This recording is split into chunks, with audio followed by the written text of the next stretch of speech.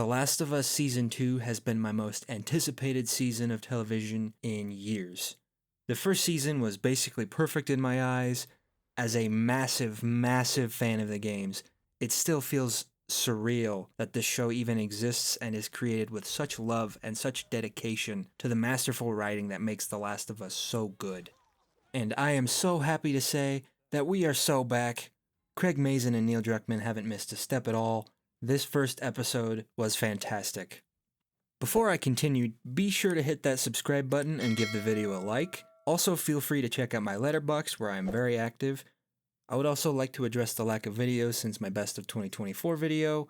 I've been going through some stuff and it has prevented me from finding inspiration to make videos, but like usual, The Last of Us sparks up my passion and obsession like no other franchise does, and I had to talk about it.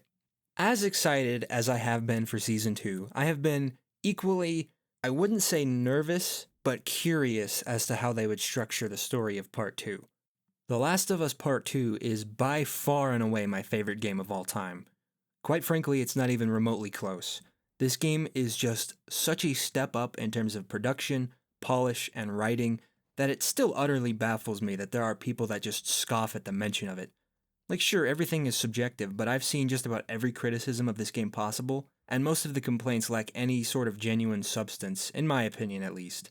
So many complaints about the game are addressed with the simplest of answers that would require some serious mental gymnastics to come to the conclusion. Like, for example, people saying that Joel was out of character at the beginning. I don't know what Joel you know, but that's Joel. Joel's a hardened man, but he's not going to be suspicious of every single human being he meets, especially at this point in his life where he's become comfortable in Jackson. It also helps that Abby's crew literally just saved him and Tommy's life from the big infected horde. Of course he's going to at least introduce his name, especially because Tommy was the one that started it. If you disagree, feel free. I just don't understand, nor will I ever understand the hate that this game sometimes gets. I can at least feel confident in how the game won literally like every Game of the Year award, and it seems like a lot of the loud voices over the years have quieted a bit. Last of Us Part 2 is just such an utter masterpiece. The feelings and emotions I have while playing both Part 1 and 2 are indescribable, and the attachment I feel to Joel, Ellie, Abby, Dina, and many other characters are a step beyond any other fictional characters in any story. Dang, that was quite the tangent. Okay, back to the HBO show. I was curious as to how Neil and Craig would structure the show's adaptation of Part 2 because the non-linear structure of Part 2 is what makes the game as effective as it is.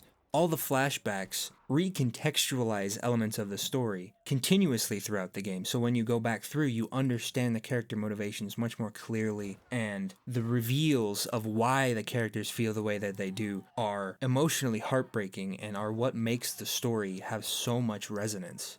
If it was all told in a linear fashion, I get it might be interesting, but it feels like it would be a very boring and uninteresting attempt at this specific story, especially with the way it plays with perspective. The first game wasn't nearly as difficult to structure for the adaptation because it's pretty straightforward, while Part 2 is a sweeping and deeply complex story that spans more than just Joel and Ellie's perspectives. The first season was also basically perfect, in my opinion. Sure, there could have been some more infected stuff, but honestly, they nailed all of the important aspects of the story, and it also helps that it was done with absolute masterclass writing, directing, and acting. To see a video game adaptation get not just Emmy nominations, but be a legitimate frontrunner is truly special to me. Pedro Pascal and Bella Ramsey are so freaking good as Joel and Ellie, and they've only gotten better in Season 2 from what has been presented so far. The therapy scene between Joel and Gail, where Pedro Pascal goes from deep regret and sorrow to a masking resolve, all without dialogue, gave me chills. Give this man an Emmy right now. He is so good. People are not ready for what's going to happen. And I'm sorry, but if you're hating on Bella Ramsey because they don't look like Ellie from the games, please go outside, touch some grass, and stay off the internet. The internet is already a terrible place enough. We don't need more people like you. Bella has embodied Ellie very well in my opinion. Ellie is my all-time favorite fictional character, and I feel like she's nailed the older version of her so far. The two versions of the character have their differences, but the core elements of Ellie are in both. Ellie has gotten more comfortable with Jackson, and it shows. She's grown a tad bit more confidence with other people and defiance, but is also still a very reserved and deeply insecure character, just like in the game. Ramsey's performance is greatly enhanced by their chemistry with Isabella Merced as Dina, who honestly steals the show in this first episode even more than Pascal or Ramsey. I was slightly skeptical of Merced's casting at first because I hadn't seen much of her before, but then I watched a movie she did called Turtles All the Way Down last year, and any worries that I had were completely dispelled, and she was also terrific in Alien Romulus. Dina's energy and chemistry with every character so far is magnetic. I love that they added the scenes of her and Joel because that is an aspect of the game that we never got to see. I also love how they added scenes showcasing how Joel is truly important to the Jackson community, which is also something that we didn't see in the game. And I already buy Dina and Ellie as a couple. Young Mazzino is also great as Jesse so far.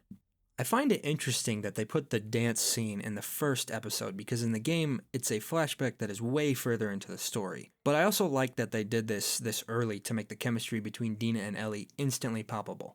It also makes the resentment Ellie has towards Joel a big mystery for the show. In the game, Ellie's resentment of Joel doesn't appear until the flashbacks, which makes for the said mystery in the show of what happened in those 5 years an interesting addition for the TV-only audience. And thank God they didn't show the porch scene between Joel and Ellie just yet. It's simply too important of a scene for the ending of the game to be placed this early. And they definitely played with the game audience by having that tease of Ellie look at Joel but then walk away. They're definitely going to come back to it, probably by the end of Season 3 is my best guess. And man, as a massive fanboy of these games, noticing all of the Easter eggs and recreations of scenes is euphoric. The Jackson dance scene was practically shot for shot from the game.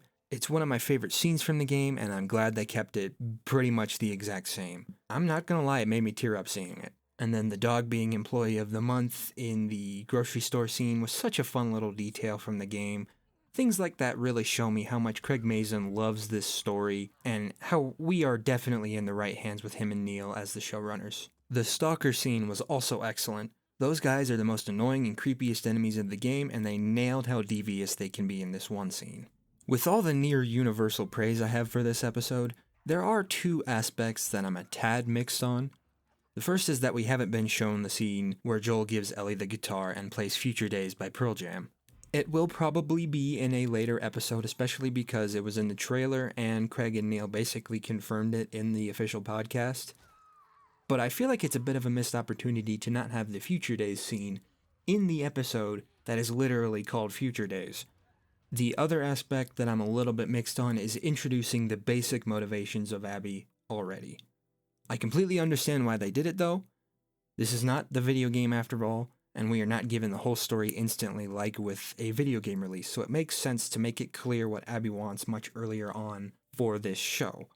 I just feel like it might make the golfing tournament scene a tad bit less shocking than it was in the game, because we already know what Abby wants. But what I do like about this first scene introducing Abby and her crew is that the scene itself is excellent. Caitlin Dever instantly shines in the role, and I truly buy into her pain. And second is that while they show that Abby wants revenge for Joel for killing the Fireflies, they don't show the specifics of who was taken from her. Dever spoils that a bit in the after show of the episode, but the scene itself does not specify who Joel took from Abby, nor does it say who this person was to the Fireflies.